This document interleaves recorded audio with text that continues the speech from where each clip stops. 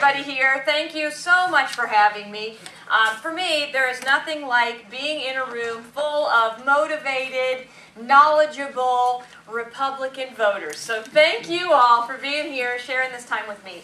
I guess you've heard that I am going to be challenging Senator McCain in the primary, in the Republican primary in 2016. Well, it sounds like a lot of you are ready for a new BFF, a bold, fresh, fearless leader to go into Washington, D.C., new leading and new ideas. And that's what I can do for you as your next U.S. Senator. We all know that Washington, D.C. is not working, right? It's not working. It can't innovate. It can't get out of its way. And we're sick of it. We're tired of it. But the only way that we can change Washington, D.C. is by changing the people that we send there. We can't just rearrange the pieces on the board and expect a different result. We have to actually send new people down into Washington, D.C. to be able to get what we want. I'll tell you that I believe that 30 years in the Beltway has changed Senator McCain. If it weren't true, I would not take this on. I will tell you that. We deserve more than Beltway speak and D.C. lies and promises. We deserve a different kind of senator. Now, I want to give you a little bit of straight talk, to borrow a famous phrase. I'll give you some straight talk about Senator McCain's voting record. Just in the last few years, he's voted for so many things that I don't agree with, and I don't think most of you agree with.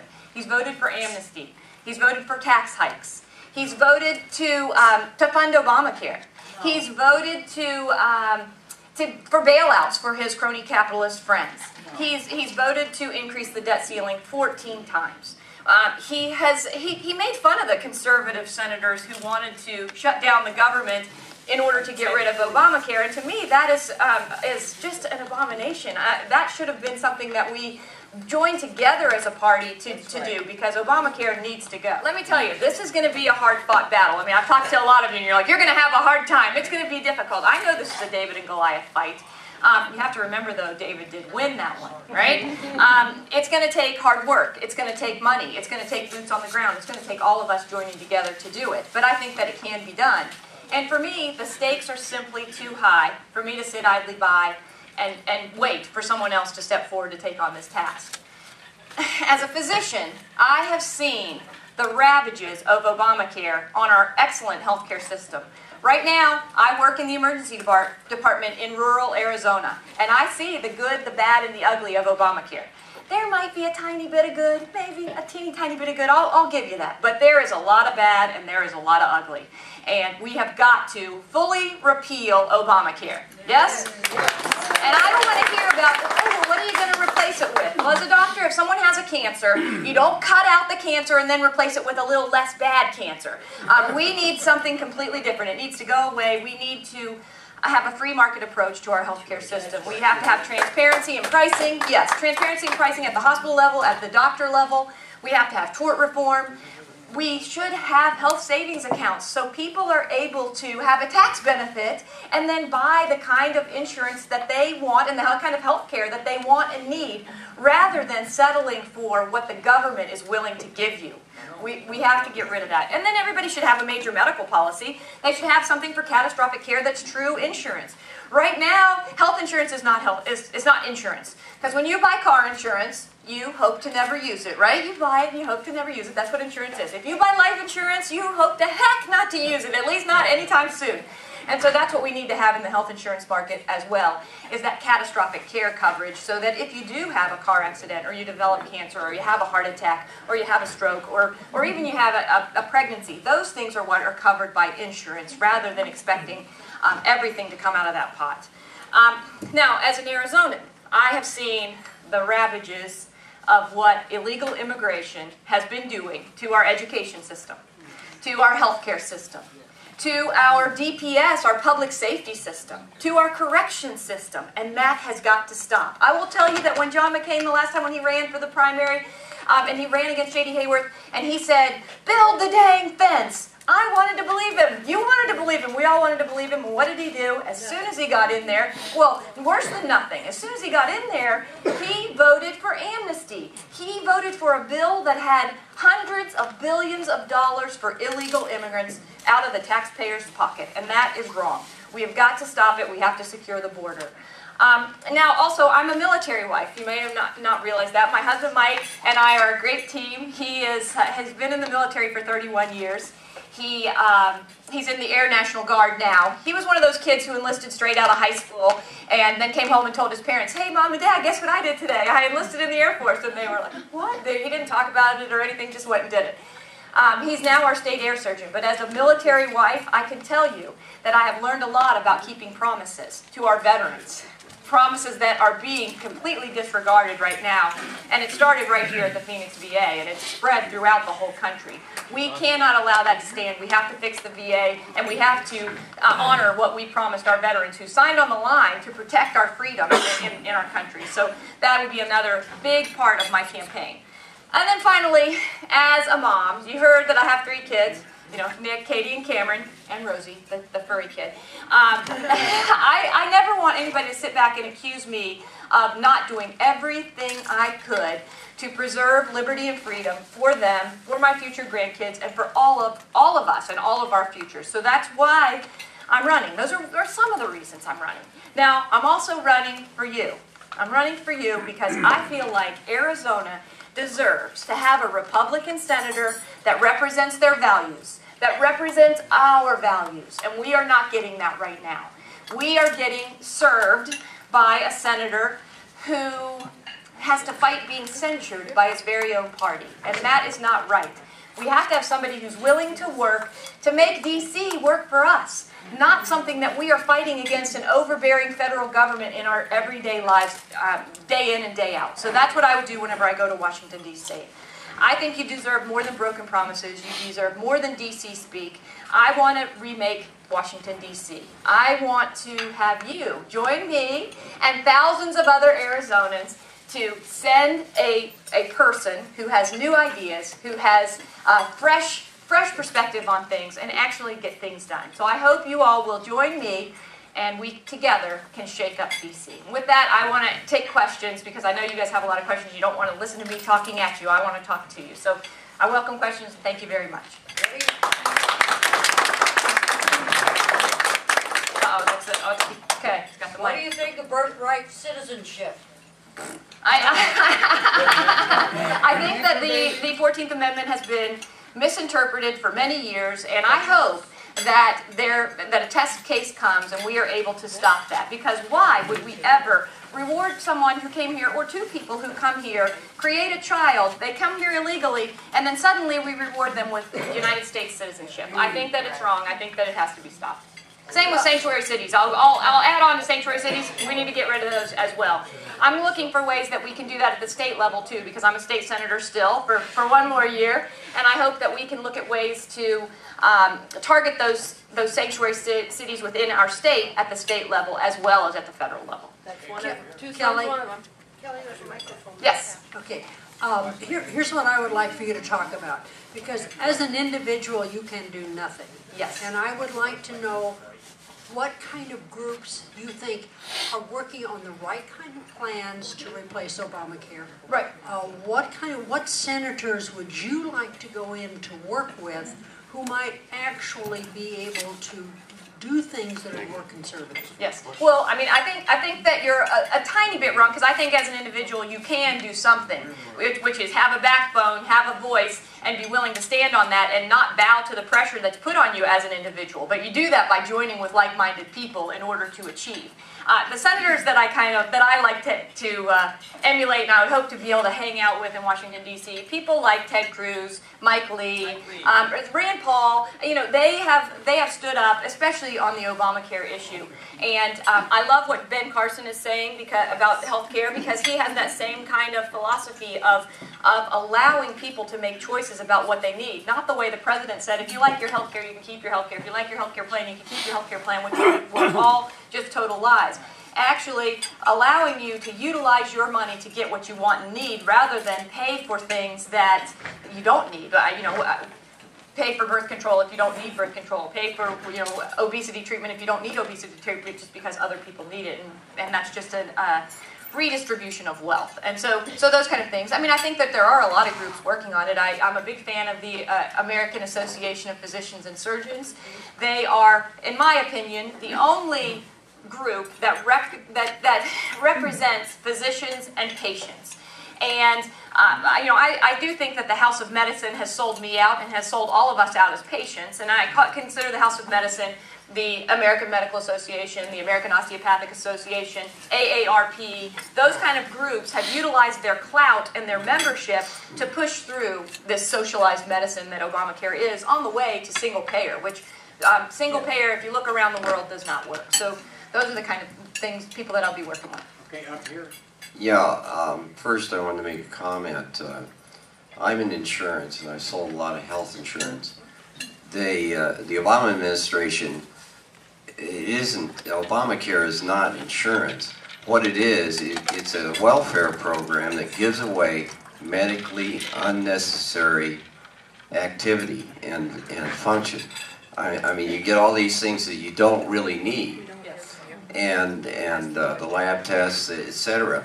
And if you have an illness and you have a need for a lab test, then you got to pay for it when it's medically necessary. But that's the one thing I've never heard anybody else, other than me, say that exactly over right. the years. But even more critical, though, I had a friend of mine had a very bad experience. His mother was in the hospital. She was on life support. He had a full medical power of attorney. Local hospital refused to allow him to get time to run to a court or run to his attorney, and they pulled the plug. They gave him like an hour and a half notice, and they said, we're going to pull her off life support, and you can't do anything about it, essentially. Because she had an advance directive that said that, or because they just felt like it? No, he had full medical power of attorney. And I've got a copy of it, and I'll send it to you if you want. But he had, the hospital gave him a copy of a directive from the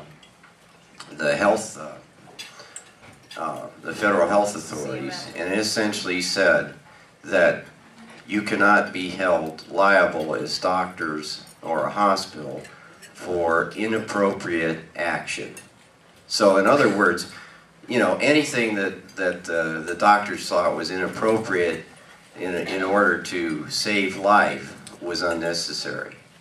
And so she died, of course, and he had no, I mean, he hasn't been able to do anything. He's talked to numerous people about it, but I don't see why federal regulators can control the hospitals like that, and the person who's even the legal medical power of attorney had no control. Right. Well, you know, I'm not sure in that particular case, but the hospitals have jumped right in bed with the federal government and have basically become an arm of the federal government. Not only the American Medical Association, the hospitals and the hospital associations as well. And so, and something you mentioned, we have taken a lot of people who had private insurance before that was giving them what they wanted and what they needed, and we have transitioned them into Medicaid. And Medicaid is on all of our backs as Arizona taxpayers, and it is decreasing access to care, it's decreasing quality of care, and it's increasing the cost of care. Those are all things that we don't want to do with our healthcare system, and that's what Obamacare is driving us to do. Kelly, I have a question for you. If you remember when we took economics somewhere in high school or college, they told us about the economies of scale, right? And they told us that if you have bigger and bigger programs, it's going to be cheaper and cheaper. So how come that fails so badly with Social Security, Medicare, Obamacare, education, all kinds of war on poverty, all these federal programs that we've had since, I guess, World War II, that keep on getting bigger and bigger, and we know they're more and more inefficient rather than we thought would be cheaper and cheaper. Yes. And people kept voting on them because they love the service, they love the benefits. That never really happened. Right. So what went wrong? Well, because in economics we were talking about the private sector, and you're talking about the government sector, the public sector. And so the public sector never has to suffer the consequences of bad decisions because they can just reach right into our pockets and take the money for the product, for the programs. And so I do think that that is something we have to do. We have to, I want a pro-growth approach. However, I think that we do have to control the spending. And you can't say that simply not funding a program costs anything. Not funding something doesn't cost anything. But the Democrats and a lot of the big government Republicans would like to say, well, you know, we're not going to have this money if you cut taxes. Right. And so that means if we cut taxes, you have to control your spending, and you have to decrease the size of different programs, and you have to get rid of redundancy, and you have to look outside the box. I mean, I think with Social Security, we have to look outside the box. Social Security is going to, as we know it, is going to end, because right now, when it started, there were 39 people for every one worker. Now there are 2 people for every one worker. And every penny that comes in, we spend it right away. There's no investment, there's no savings, and so because of that, there can be no prosperity. And so the federal government is known for raiding those lock boxes and using that money for anything that they see fit, not just things that are functions of the federal government, but anything that they think the federal government could do. And that's what we have got to reel in and stop doing, so Well, that I we hope can put those us 2 people funding my Social Security are making a lot of money. Right, exactly. I hope so too. I hope so too. Would you raise the retirement age? No, I don't think that I would say raise the retirement age. At this point, I am working on some policy regarding welfare reform and Social Security reform, because I think that Chile has done some great things because they kind of privatized, or at least allowed some privatization of their Social Security system, and everybody from the poorest poor to the richest rich have benefited from that. But if people still they fear that and they don't want to go into the public or into the private sector, I think that we can leave Social Security the way it is, and if that's what they choose, that's all they'll get. But I think that people will see as we transition, they'll get a lot more and have a lot more prosperity in their retirement than they do right now under the government. To simplify an answer to your question, Yes. is the chamber members in the corporation financing John McCain, it went into their pockets. That's where your money went. So they Well, stole a lot of the your money, I mean, look at the Phoenix, the train, you know, all of that money is going into people who benefited from building the chamber people and others as well. My question for you is, right now we're under the threat of thousands of immigrants coming here, and we're told that they're dying women and children, but we see these growing men, 20 to 25 years old, getting off the boats. Now, our country only has to be wrong once. One dirty bomb in a football stadium at 20,000 people, one bomb on a bus, one mass shooting taking place. All of a sudden, we're losing all our gun rights because we imported these people shooting everybody, and our country's turned upside down. And you know, I was told by a general yesterday on the radio when I called in, he goes, well, we're doing our best to vet them. Well, I don't care about your best. Do you got it or not? What's your answer on that? You know, I think that that border security is national security. Whether it's from the people coming across from Central America, Mexico, and who knows where else into our country illegally sneaking across the border, or the people that some in our government want to willingly bring in. Some estimates of 70,000 people from Syria coming into our country that we have no idea about. On Wednesday, I thought it was interesting on Wednesday because there was a report from Al Jazeera that was out that said, stop calling them migrants, start calling them refugees. And that same day, Senator McCain made a speech from the floor saying, stop calling them migrants, start calling them refugees. Those two things should not be coming together. They are migrants, and I understand that their country is under fire and their country is destabilized. We cannot bring every poor person, every person under strife into this country. We have to help them in their own country to become strong. Everyone can't come here. We can't sustain it. We've got a huge problem with unemployment, especially in minority youth. They aren't able to find jobs. If we bring in 70,000 people, imagine just, okay, at TUSD, even if they got 20 of these kids, 20 kids, you know, there are some adults too, but 20 of the kids come in, how disruptive is that to that school system? They're people who don't know the culture, who don't know the language, but they're somehow entitled to taxpayer benefits like a free education.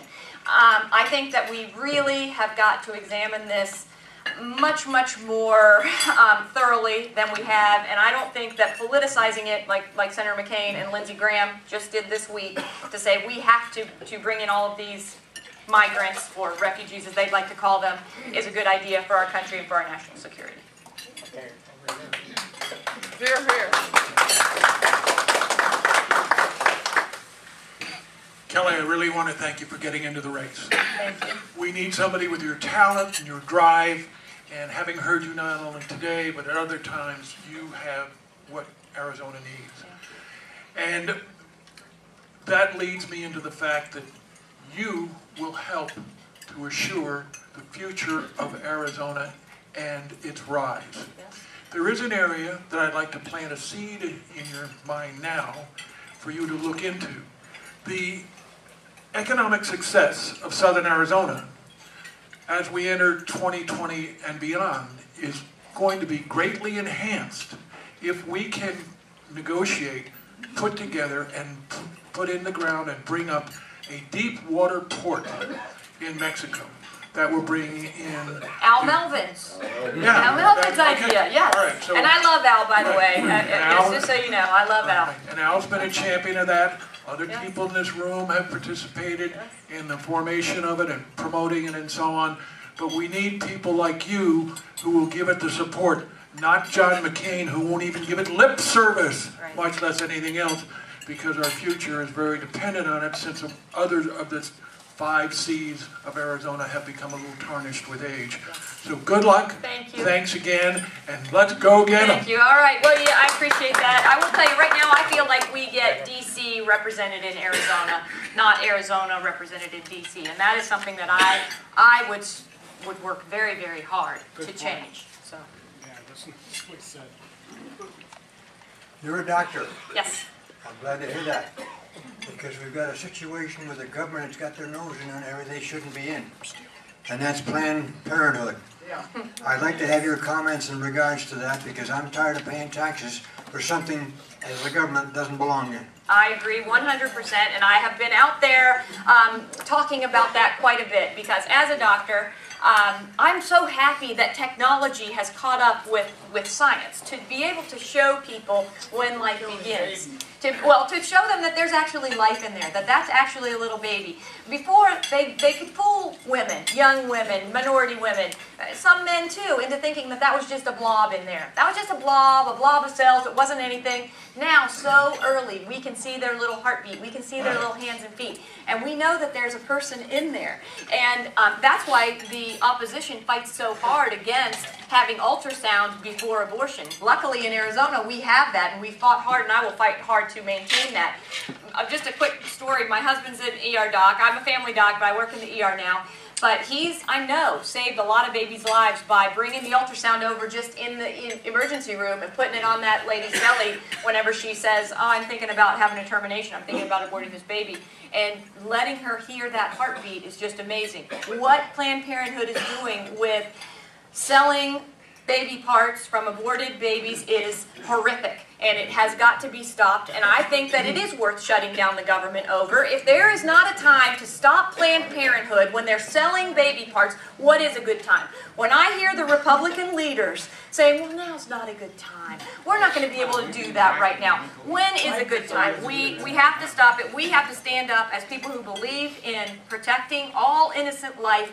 We have got to stand up, and we have got to say no. We've got to put the pressure on John McCain, because he said, oh yeah, I'm willing to shut down the government. Oh no, I didn't really mean to say that. I'm not willing to shut down the government over this. It's not a big enough issue. Well, it is a big enough issue. It's about life. It's about our future.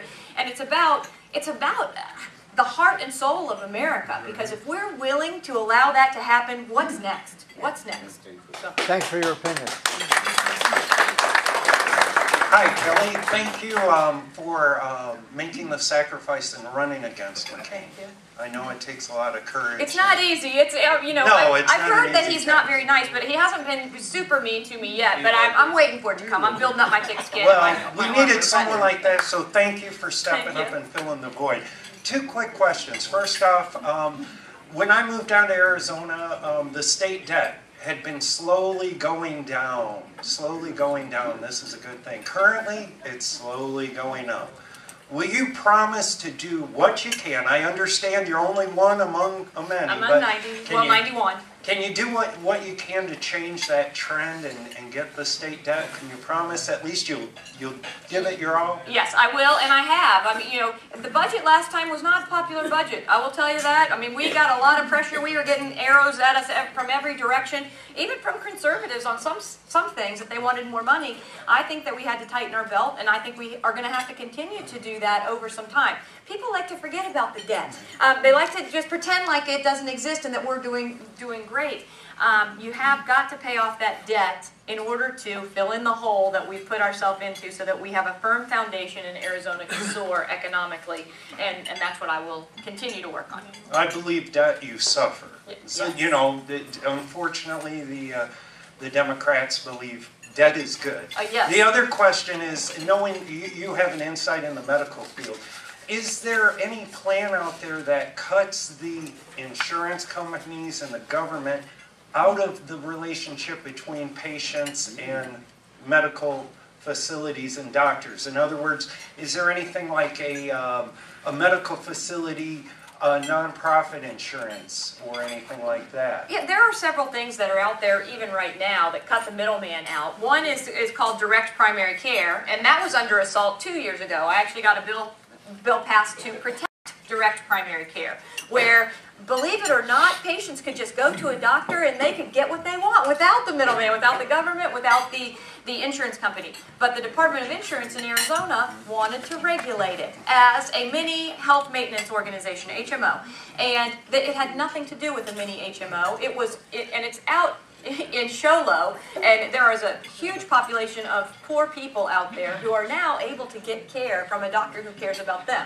I really think that Obamacare is devised to basically tear up the doctor-patient relationship, to completely decimate it, and to make you all think as patients that the computer is actually your doctor or your provider. You don't even, everybody doesn't need a doctor, your provider, and whoever's sitting on the other side of it should be just fine with you, whether it's a doctor, a nurse, a PA, or some other kind of healthcare provider that we don't even know about. For me, I think the doctor-patient relationship is so important to health of that individual patient. And I don't want to kill the art of medicine, which is the interaction between the doctor and the patient. The science is there, and the science is what we utilize every single day, but the art is how we take care of each one of you individually, and Obamacare wants to kill that. Hello, Kelly. I have to comment on the doctor thing. We have a doctor in San Francisco. We live there and here. And several of the doctors in San Francisco have a deal where you buy your insurance through them. You pay them an annual fee, whether it's $500 or $1,000, and it takes care of so many visits and so forth. I think that's kind of cool. But what I wanted to say earlier was, I don't know if you read the book Freakonomics by these two economists, and one of the things they say in there is the reason the crime rate went down in the urban environments 20 years after Roe versus Wade or whatever, was all these babies never were born to grow up to become criminals. It's an interesting point of view that some economists believe. My question, though, is, let's say we stop these 50 billion abortions going forward or whatever. What's going to happen to those kids? Who's going to adopt them? What kind of lives are they going to have? Especially if they're born from women who are Addicted to poor, addicted, rape victims, incest victims, whatever. You know, what will happen other than God will provide? I mean, I don't know where that's going to go. Well, my idea is that we have to strengthen the family. We have to strengthen the idea of personal responsibility so that before a life is created, people are able to make a better choice, rather than saying, well, I don't have to have any responsibility because I can always kill this baby if I want to. If they didn't have that choice, then before, whenever they decide if they're going to have intercourse, this excludes, obviously, victims of rape and incest, but, you know, in general, people can make a good decision whether to have intercourse or not. And, you know, and people ask me about birth control. I think that birth control is very, very widely available. I think that if you decide, I'm going to use doctor terms, so sorry. If you decide to have intercourse, it's either for procreation, where you do not need birth control, or it is for recreation. And if it's for recreation, the government doesn't pay for recreation. It doesn't pay for me to go to the beach. It doesn't pay for you to go camping. It doesn't pay for your ATV gas. And so if you are going to have sex for recreation, then that's on you. And women can get birth control for $8. They can get it free at many places. And so I think that stressing that personal responsibility is important. That's like saying if we improve the schools, we won't have criminals. Well, I mean, I think that That's a the... ridiculous argument. Well, no, it's not, because a lot of So young, we should improve the schools or a lot of young ladies right now are skipping out. Oh, I'm too lazy. I'm going to lay at home today and watch cartoons and go out and have sex tonight because the government will pay to abort my baby. Well, or... Yes, yes, so, sir. Yeah, Doctor, I'm interested in malpractice insurance. I think that Arizona should go along with Texas. Me too. I'm with you 100%. We need to have tort reform. In Arizona, we need to have tort reform across the United States because there's a lot of medicine that's practiced as CYB, however you're behind. And because there's always the worry that if you miss something that somebody's going to be out there ready to have their ship come in based on your malpractice policy. So we do. We need some tort reform, definitely, 100%.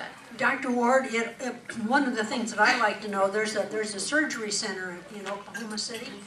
I don't know if it's Oklahoma City, someplace in Oklahoma. Have you heard of it, Dr. Smith? The guy that does all the surgeries for cash? Yeah. Yes. Why doesn't that spring up somewhere else? Why is it happening just there? Well, it takes a brave doctor, number one. It takes somebody who's willing to say, hey, I'm not going to live off of Medicare and Medicaid telling me what to do and what my services are worth. And so it's a big leap for a lot of people. I think that the people who have been in practice for a long time are ready to just say, I'll just retire. The people that are in my generation are kind of stuck in the middle because we like being free, we like being entrepreneurial, but there are less and less opportunities to do so. The kids who are in medical school right now are being brainwashed. I will tell you, I've been in medical education. I was in medical education for 7 years as the director of medical education at Kingman Regional, in charge of 2 residency programs, family medicine and emergency medicine. As they're coming out, they're being told that they basically have the ethical obligation to take care of people whether they get paid or not. They also think that they'll work an 8-hour day. They also expect to still be paid a lot. And so I don't know how the students that we're turning out are going to be able to function in an entrepreneurial world, but I think that the goal of government is so that they don't have to, that they can be a part of this single-payer plan and they won't rise up because they've been brainwashed even as a student. I had some of my residents, whenever I was a resident, I wanted to know where the bar was so I could see how high above it I could go. Our residents are like, where's the bar, so that I could barely touch it. I had one even ask me, what do you mean I have to answer my pager? I mean, where's it written in the book about the residency that I have to answer my pager? Really? I mean, you're a doctor. You have people's lives in your hands. People are depending on you. Those aren't the kind of questions I want to hear from my doctor, but those are the kind of questions that the government would like your doctor to be able to ask. To answer Carolyn's question, in this city alone, the hospitals own and operate the fast med centers. Yes. They control it. A doctor that would try to open one on his own and go on a cash basis or put up a price list isn't going to happen here because the hospitals are in bed with the Obamacare program and they just aren't going to allow that. And there's a huge exodus in this country of primary care doctors getting out of primary care because I can go to CVS Pharmacy and have a nurse practitioner check me over for half the price. And Medicare has locked the doctors so they can only get paid what Medicare will pay them. Yes. To make a wage above that, which would be fair to cover their expenses, they aren't allowed to do that. Right. So this is nonsense. Yes, well, they're killing the free market. They're killing the free market, and it is true. I mean, but doctors are fearful. There are fearful doctors who say, "Well, I'll just get employed by the hospital." I always tell the hospital, "You better employ them, and you better make sure they're hungry. Don't give doctors. And doctors probably don't like when I say this, but don't give doctors a gigantic salary and then just pay them no matter what they produce." For me, I started a practice from scratch. My mom's a pediatrician, so we opened a mother-daughter practice from scratch. We ate what we killed. You had to bring in the business. You had to see the patients. You had to generate revenue. the people who are employed, I've seen employed doctors, maybe you guys have too, I'm not saying they're bad doctors, but sometimes they don't work as hard because they're already getting the salary that they want to get. So instead of seeing 20 patients in a day, they might see 14. Well, that's 6 of you that don't get to be seen that day. And I think hospitals try to hold them accountable, but as they purchase practices, they want to stay afloat, they want to have access to care, and so it becomes a vicious cycle where, again, cost goes up, but access goes down and quality goes down. So I think, I'm a capitalist, I think that we should have the free market in healthcare. How much of the government do you think should be shrunk down?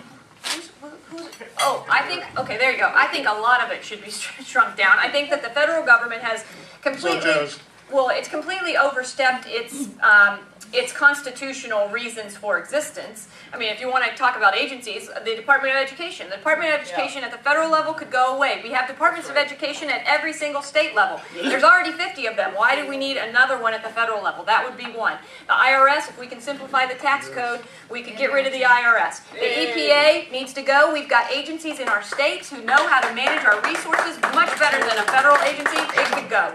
I mean, those are all, big things that could go away, but at every step there's a place to shrink the size of government. At what point do you think state rights supersede federal rights? At what point would you vote in that direction? Every point except for national security, our army, the things that the federal government is supposed to do. I think the federal government has completely overstepped its bounds, and it has basically obliterated states' rights. I am a firm believer in restoring the proper balance between the federal government and the states, because right now the states are getting the short end of the stick, and that's something that I would do at the federal level. I've been fighting for it at the state level, but I think we need partners at the federal level to actually make it happen. Could you kill the EPA while you're at it? Yes, they're on the list. Department of Energy? All of them. Yeah. One question here.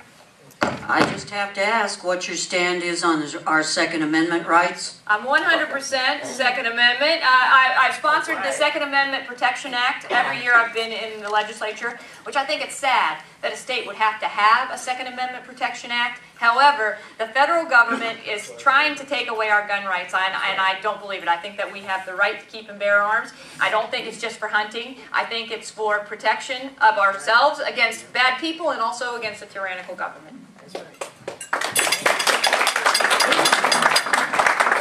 Do you have an opinion on amendments conventions where the states pass laws? Convention of States. Yeah, Convention of States. Yes, I have been to several. I went to the first Mount Vernon Assembly, not the first, the real first, but the first of modern time. not in my other life, I was not there. And I met with legislators from about 30 states around the country who are interested in restoring the proper balance between the states and the federal government. Because, and I know there's fear of surrounding it. I know that there's a lot of fear surrounding it because we don't ever want anything to happen to our Constitution and the great document that we have right now and we function under. However, it is slowly being eroded right before our eyes, and no one is doing anything about it. And so, if it takes a convention of states to put this country back on the right track, then we have got to do it. And we've got to have the right people that attend that to get the right outcomes. A follow-up comment to that is, the man sitting next to me, his name is Dr. John McCain. Yes.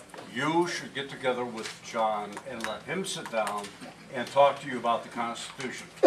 Between this head and this ear and that ear is a real vibrant brain. A great brain. All right, I look forward to it. He would consult with you and make sure that you understand what's happening and how to defeat.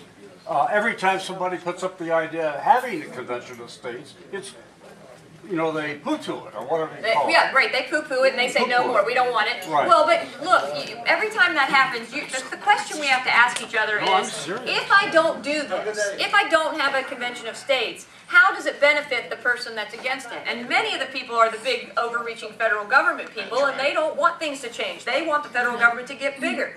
We want the federal government to get smaller. We want local control. That's what I want. The government that is closest to the people is always the best government. One last question, Roger. You're the finale. I was going to say, for over 20 years, I've been going up to the legislator every year and causing them problems. And I always watch Kelli go to her committees, or I watch her online, the videos, and she's very much constitutional. She just don't sit there and vote for your gun rights. She speaks for them. She breaks some eggs up there and calls people out. So we need somebody like her at the federal level, not to go up there and align themselves with people and to get things done, but to throw some wrenches into the things being done, to call it out, to come back home and to tell you what these other people are doing. And that's the importance of getting it. I appreciate that very much. Well, I know it's time to wrap it up. I want to ask you guys to please keep in touch with me. I have a website, KelliWard.com. I'm also on social media. How many of you are on social media? Facebook or Twitter? Okay, there's a lot more. We need more back there. No, yeah? Okay, Jeff. And so join me there, because there's a lot of conversations that happen. I have conversations with people that are on there. People who support me are there. People who hate me are there. And they're having conversations about where they want to see this country go. And so you have to remember, though, it's KelliWard.com, Kelli Ward AZ on Twitter, Kelli Ward for Arizona on Facebook, and it's Kelli with an I, because I care about the people. So go there, join me. And finally, I'll make a plea for financial help. Of course, you know, this is a big race. John McCain has over $4 million right now in the bank, and that's not even after this next reporting period that's coming. My first reporting period is coming September 30th. People are going to be looking at that report to see if they think I'm truly a viable candidate, because even though if every person in this room wanted me to come, there are people outside that would say, well, she doesn't have enough money, she's never going to be able to do it. I think that we've seen in the David Brat race against Eric Cantor in Virginia that you need money, but the heart and soul of the grassroots makes a big difference. So if you all can put in some money into my campaign, from $5 to $20 to $2,700, which is the maximum, I would really appreciate it. You can do it here. We can take a credit card. We can take a check. We can take cash. And if you don't have any of those things with you, you can do it online at KelliWard.com. So I ask you to please help me out. Thanks so much. Thank you very much, Kelli.